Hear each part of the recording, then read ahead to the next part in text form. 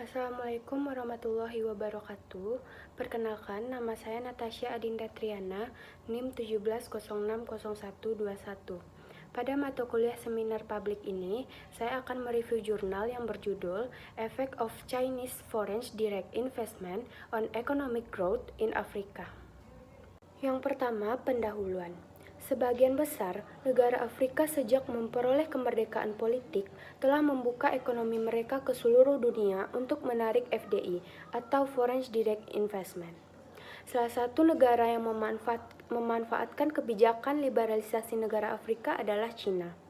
Selama bertahun-tahun, hubungan China dengan negara-negara Afrika didorong oleh kebutuhan untuk memperoleh sumber daya energi untuk mendukung pembangunan ekonomi karena di benua Afrika terdapat banyak cadangan sumber daya alam.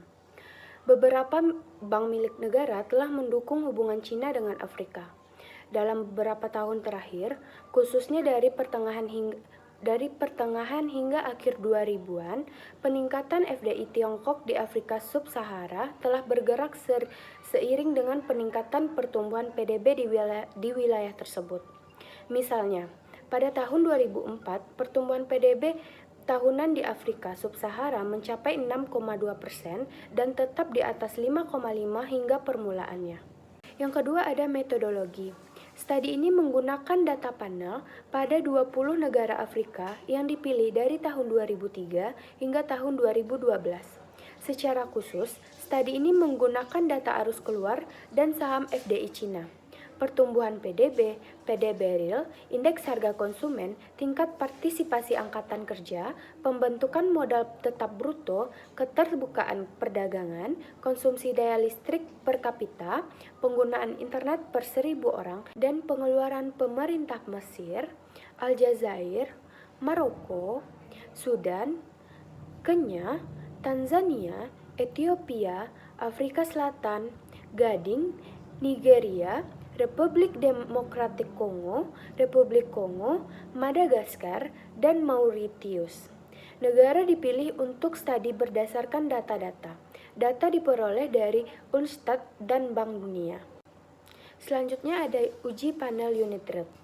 Pemeriksaan pendahuluan dari properti deret waktu data panel dilakukan dengan menggunakan uji akar unit Levin-Lin Chu yang dikemukakan oleh Levin, Lin, dan Chu. Prosedur penguji panel unit root mereka adalah sebagai berikut,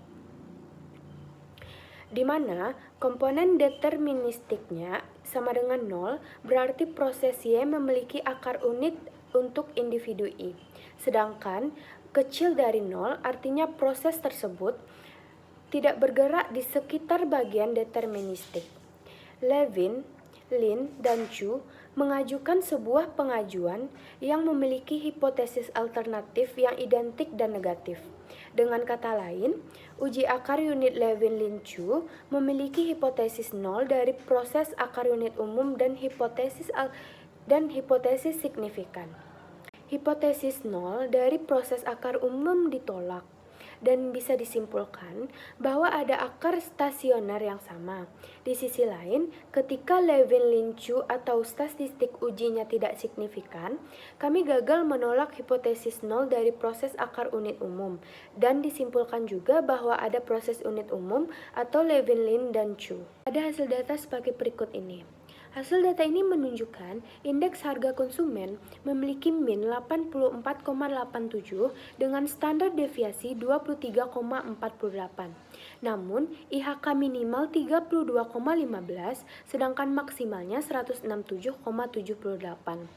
Rata-rata pengeluaran konsumsi akhir pemerintah adalah sebesar 8.930 juta US dengan standar deviasinya sebesar 14.800 juta US. Nilai minimumnya sebesar 90,39 juta US dan nilai maksimumnya sebesar 83.200 juta US. Seperti hasil tabel di samping ini, hasil ini menunjukkan bahwa statistik Levin-Lin-Chu yang terkait dengan semua variabel yang ditentukan dalam model efek tetap adalah signifikan, baik pada tingkat maupun perbedaan pertama. Ini berarti hipotesis 0 dari proses akar unit umum ditolak.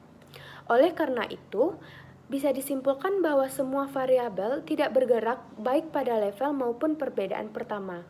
Jadi dapat saya simpulkan yang pertama, stok FDI Cina secara signifikan meningkat pertumbuhan PDB Afrika sebesar 0,607%.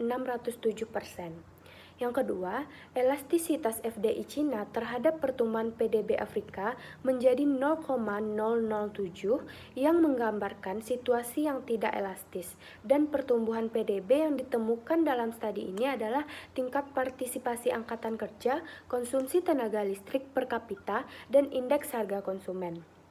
Yang ketiga, tingkat partisipasi angkatan kerja berpengaruh positif dan signifikan terhadap pertumbuhan PDB, sedangkan indeks harga konsumen berpengaruh negatif dan signifikan terhadap pertumbuhan PDB di Afrika.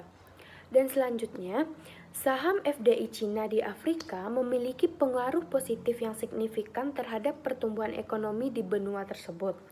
Pembuat kebijakan harus mempermudah investasi Cina di negara masing-masingnya. Mungkin hanya itu yang dapat saya sampaikan. Mohon maaf bila ada kata-kata yang salah. Assalamualaikum warahmatullahi wabarakatuh.